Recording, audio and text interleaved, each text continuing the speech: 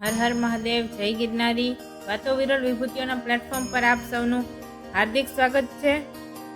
Abraham લિંકને લખ્યું છે કે ઈશ્વર આપણા પક્ષે છે કે નહીં એની ચિંતા ન કરશો, પણ આપણે ઈશ્વરના પક્ષે છીએ કે નહીં એનો વિચાર જરૂરથી કરવો. આપણે સૌરાષ્ટ્રની પ્રજા પ્રથમથી જ માને છે કે ઈશ્વરને પહોંચવાના માર્ગો અનેક છે. સૌરાષ્ટ્રમાં સાધુ સંતો ભક્તોની સંખ્યા ઘણી મોટી અને જગ વિખ્યાત. કોઈ ગામ સાધુ સંતો કે સંન્યાસી વગરનું ખાલી નથી. આ પ્રદેશમાં ઋષિ મુનિ, સાધુ સંતો, સંન્યાસીઓ આ બધાનો આવન જાવન સતત વહેતું રહ્યું. આપણે મહાન સંતો અને ભક્તોએ પોતાની વાણીમાં સર્જન, વિસર્જન અને અનંત બ્રહ્માંડનું યથાર્થ રૂપમાં વર્ણન કર્યું છે. ખરેખર તો સંસાર બંધન છે અને મિથ્યા છે. જીવને ખરું સમજાતું નથી. આ દેહનું કલ્યાણ કરવાનું સૂઝતું નથી. પંચભૂત, પંચકોણ અને 3 ગુણ દેહના ધર્મ યથાર્થ રૂપમાં સમજાતા નથી. એટલે મન આધ્યાત્મિકતાને સ્વીકારતું નથી. સૌ ઈશ્વરને ભજે છે અને મેળવવા માટે પ્રયત્નો કરે છે. આ સાધનાઓ ગુપ્ત હોય પણ એના મર્મી બહુ ઓછા હોય છે. પણ અનેક સંતો ભક્તોએ આ મર્મને જાણી લીધો છે. એની યાદી કરતા તો મોટા ગ્રંથોએ નાના પડે, પણ આપણે આજે દાસી જીવણ વિશેની વાત કરીએ, જેમને રાધાજીનો અવતાર અને સૌરાષ્ટ્રના મીરાબાઈ જેવા ઉપનામો મળેલા છે. તેમનો જન્મ રાજકોટના ગોંડલના ઉઘાવદરમાં થયેલો. સંવંત 1806માં દિવાળીના દિવસે. તેમનું મૂળ નામ જીવણદાસ, પિતા જગા ભગત દાફડા અને માતાનું નામ શામબાઈ હતું. તેમના પિતાનો વ્યવસાય ગોંડલ સ્ટેટમાં મરેલા પશુના ચામડા કેળવવાનો હતો. અંત્યજ અને ગરીબ કુટુંબમાં જન્મેલા જીવણદાસ આજે ઇતિહાસના પાને અમર થઈ ગયા. તેમના પિતાનું જીવન એકદમ ધાર્મિક અને ઈશ્વર પ્રત્યે અથાગ આસ્થા. સાંબાઈમાની કુખે તેમનો જન્મ થાય છે અને જન્મતાની સાથે તેઓ રડવાને બદલે હસે છે અને આ વાત ચારે બાજુ ફેલાઈ જાય છે. અને એ સમયમાં ત્યારે આ ગામમાં સાધુ સંતોની જમાત આવેલી હોય છે. ભજન, ધૂન અને કીર્તનની ભભકો બોલે છે અને એવામાં કોઈ આવી અને સાધુને કહે છે કે એક બાળકનો જન્મ થયો છે અને જન્મતાની સાથે હસે છે. ત્યારે સાધુ તેમના પાર્ષદોને સાથે લઈ અને શાંબાઈમાં પાસે આવે છે કે મને તમારા પુત્રના દર્શન કરાવો. શાંબાઈમાં તેડીને બહાર આવે છે અને જીવણદાસને જન્મતાની સાથે સદગુરુના આશીર્વાદ મળી જાય છે. એટલે સમજી લો કે પારણામાંથી તેમને કંઠી બંધાઈ ગઈ છે. નાનપણથી જ ભજન કીર્તન કરે, જીવદયા રાખે, અનેક સેવા કાર્યોમાં લીન રહે. કંટારિયા શાખના જાલુબાઈ સાથે તેમના લગ્ન થયા અને દેસળ નામે એક પુત્ર. પણ જીવણદાસને મનમાં શાંતિ નથી. તેમણે અત્યાર સુધીમાં 17 ગુરુઓની કંઠી બાંધી છે, પણ છતાંય તેમના મનમાં હજી સંકોચ થયા કરે છે. તેમણે આમરણના સંત ભીમ સાહેબની ખ્યાતિ, રવિ ભાણ સંપ્રદાયના સંત અને ત્રિકમ સાહેબના વારસ શિષ્ય એવા ભીમ સાહેબની ખ્યાતિ વિશે ખૂબ સાંભળેલું. એક વખત ભીમ સાહેબ નગાજણા ભગતને ત્યાં અષાઢી બીજમાં ભજન કરવા પધારે છે અને જીવણદાસ તેમને મળવા જાય છે. અને ત્યારે જીવણદાસ તેમને ચિઠ્ઠીમાં લખીને મોકલાવે છે, વારી વારી માનને હું તો વાડલામાં પૂરું રે, કહો ને ગુરુજી મારું આ માનડું ન માને મમતાડું. આ વાંચીને ભીમ સાહેબને થાય છે કે હવે આ ભગતના અંતરમાં અંજવાળું થવાને બહુ વાર નથી. એટલે ભીમ સાહેબ તેમને રામગીરીમાં એક પંક્તિ લખીને મોકલાવે છે. કારણ કે રામગીરી એ વહેલી સવારે ગવાય છે, જ્યારે અજવાળું થવાનું નજીક હોય છે. હે જીવાલા પંચ તત્વ 3 ગુણ પચવી સાલે જોરે વિચારી, મંથન કરી લે એના મૂલના તત્વ લે જે તારી, એ જીવાલા જીવણ જીવને ત્યાં રાખીએ. અને કહે છે કે આ સંદેશો સતલોકનો ભીમદાસે રે ભેદ્યો. પત્ર લખ્યો છે આ પ્રેમથી પકડી હવે તમે લેજો. અને ગુરુના એક એક શબ્દ જીવનદાસના અંતરમાં ઉતરી ગયા છે. અજવાળું રે હવે અજવાળું, ગુરુજી તમ આવે મારે અજવાળું. સતનો શબ્દ જ્યારે શ્રવણે સુણાયો, ભીમ ભેટ્યા અને ભાંગ્યું ભ્રમણાનું તાળું. જ્ઞાન ગરીબી સંતની સેવા, પ્રેમ ભક્તિનો પંથ હવે પાડું. હવે તો દાસી જીવણે ગુરુનું જ્ઞાન શરૂ કર્યું.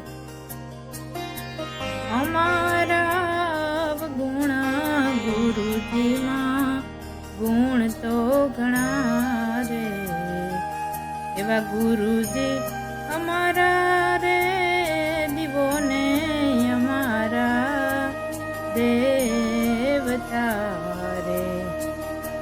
અને સદગુરુએ મને ચોરી શીખવાડી, એવો જ્ઞાન ગણેશિયો ઘડાયો. પવન રૂપે મેં તો ઘોડો પલાણ્યો અને ઉલટી ચાલ ચલાયો. સદગુરુએ મને ચોરી શીખવાડી. એકવાર ઘોઘાવદર ગામમાંથી જાત્રાએ જવા માટે સંઘ નીકળે છે. અને આ જાત્રા ગંગાજીએ જતી હોય છે. અને બધા લોકો આ જીવણદાસને આગ્રહ કરે છે, પણ જીવણદાસ કહે છે કે ગુરુની આજ્ઞા વિના મારાથી ડગલું ન ભરાય. એટલે તેઓ તેમના ગુરુ ભીમદાસને સંદેશો મોકલે છે અને કહે છે કે બાપ, તમારી રજા હોય તો હું જાત્રાએ જાઉં. પણ ભીમ સાહેબે કીધું કે બાપ, જીવન મન મેં ચંગા તો કથરોટ મેં ગંગા, ક્યાંય જવાની જરૂર નથી. આવતી બીજના દિવસે તારા ચામડા ધોવાના કુંડમાં ગંગાજી પ્રગટ થશે અને ત્યાં સ્નાન કરી લેજો. અને બન્યું પણ એવું જ. ગંગાજી પ્રગટ થયા, જીવનદાસે સ્નાન કર્યું. પણ બીજા ભક્તો આ કુંડમાં સ્નાન કરવા માટે અચકાય છે. ત્યારે જીવનદાસે લાકડીથી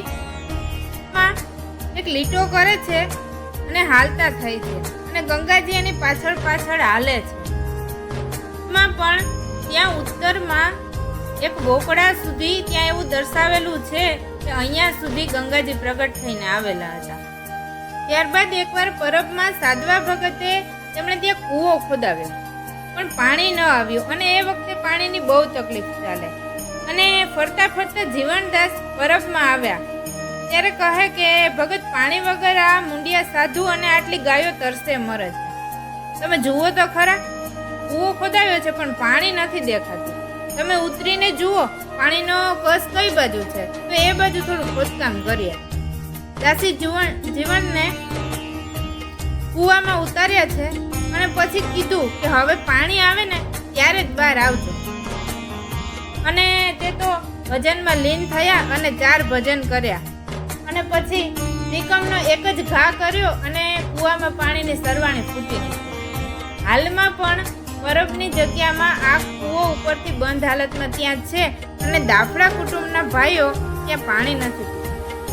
તેમની ખ્યાતિ વધતા અનેક સંતો ભક્તો ત્યાં આવે, પણ તેમને મકાન નાનું. એટલે પછી તેઓ મકાન બંધાવવાનું શરૂ કરે છે. મકાનનું ચણતર પૂરું થતાં ઉપર આડસર મૂકવાનો ટાઈમ આવે છે. અને ત્યારે હાથનું ચણતર એટલે ઉપરનું જે ચણતર છે એ નીચે કરતાં થોડું પોળું થઈ ગયું છે. અને આ લાવેલું આડસર એક આડ ટૂંકું થયું. સૌ મૂંઝવણમાં મુકાઈ ગયા છે. એટલે ભગત કહે કે સૌ સારાવાના થશે, આમ ફેરવીને ચડાવી દો ને, થઈ જશે. અને સર ચડાવવામાં આવ્યું ત્યારે તે 1.5 હાથ લાંબુ થયું. હજુ પણ આ મકાન ઘોઘાવદરમાં હયાત છે અને આ 1.5 હાથનો આડસર બહારથી દેખાય પણ છે. તેઓ કૃષ્ણની પ્રેમ લક્ષણે ભક્તિમાં માને છે અને ગોપી તરીકેનો ભાવે અને રાધા તરીકેના ભાવે તેમણે કૃષ્ણને ભજ્યા છે. એટલે તેઓ પોતાની જાતને દાસી તરીકે ઓળખાવે છે. એક વખત તેઓ રસ્તામાં જતા હોય અને સામેથી મહારાણીનું વેલડું નીકળે છે. ત્યારે રાણી આ ઘોડેસવારને જોઈ અને સાથે રહેલા સૈનિકોને પૂછે છે કે આ કોણ છે. એટલે તેમને વાત કરે છે લોકો કે આ જીવણદાસ ભગત છે. અને તેઓ દાસી તરીકે ઓળખાય છે. ત્યારે વેલડું ઊભું રાખી અને દાસી જીવણને પાછા બોલાવવામાં આવે છે. તેઓ હાથ જોડી ઊભા રહ્યા કે કહો ને બાપા, શું કામ પડ્યું? ત્યારે મહારાણી કહે કે તમે પોતાની જાતને દાસી કહેવડાવો છો અને આવા વેશ હોય, ભજન કરો છો અને છેલ બટાવ જેવા વેશ લઈને ફરો. ક્યાં તો દાસી કહેવડાવવાનું બંધ કરો અને કાં તો આ વેશ ઉતારી નાખો. એટલે ત્યારે જીવણદાસ કહે કે સાચી વાત છે, ભક્તિ કરવી અને રાખ થઈને રહેવું.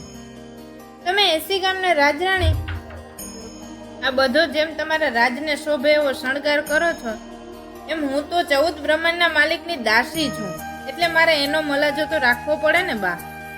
આ વાત સાંભળી અને રાણીબા તેમના પગમાં પડી ગયા અને કહે છે કે મને પણ એક ભજન સંભળાવો.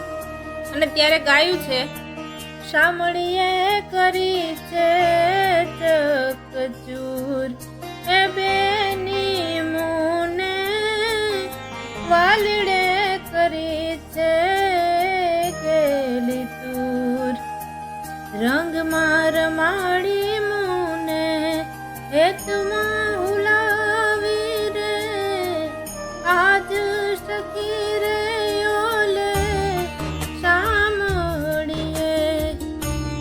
ત્યારબાદ રાણી રાજમાં આવી અને ભા કુંભાજીને આ જીવણદાસની ખ્યાતિ વિશે વાત કરે છે કે એમને તો ભગવાનનો ભેટો થઈ ગયો છે.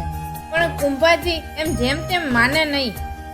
એમને એની કસોટી લેવાનું મન થયું. એટલે કારભારીને પૂછે છે કે આને અહીં રજૂ કરવા માટેનો કોઈ કોયડો ઘડી કાઢો. પણ એટલામાં કારભારી કહે છે કે તેમના પિતાજીનું જૂનું લેણું છે 800 કરોડ. આમ કરી અને જીવણદાસને રાજા સમક્ષ બોલાવવામાં આવે છે અને વાત કરે છે કે તમારું આટલું જે દેણું છે એની ભરપાઈ કરી દો. પણ ભગત પાસે તો કંઈ છે નહીં.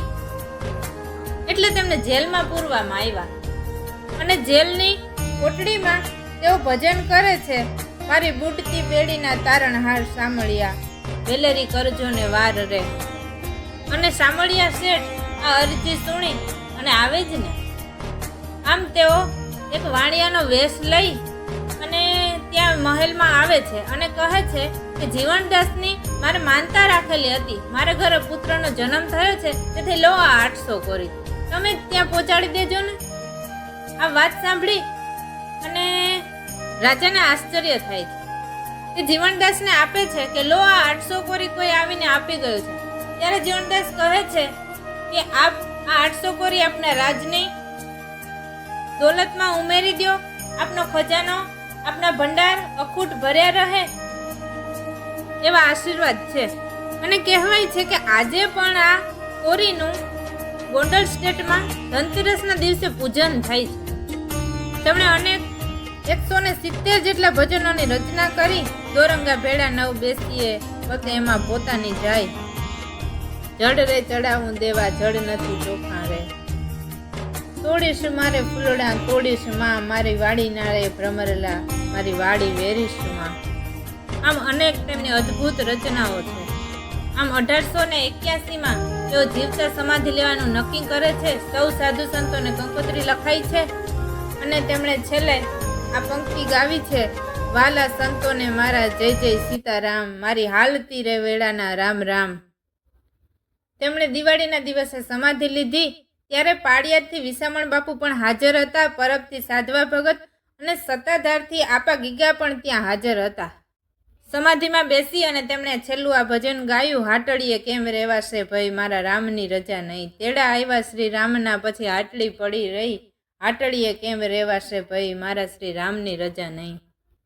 તેમની સમાધિના 45મા વર્ષે તેમની મૂર્તિ અને તેમનું મંદિર બંધાયું અને આજે પણ લોકો એક સોપારીની માનતા કરે અને તેમના દુઃખ દરિદ્ર દૂર થઈ જાય છે. તેમની ચેતન સમાધિ અને તેમની જાગતી જ્યોતને સત નમન કરીએ.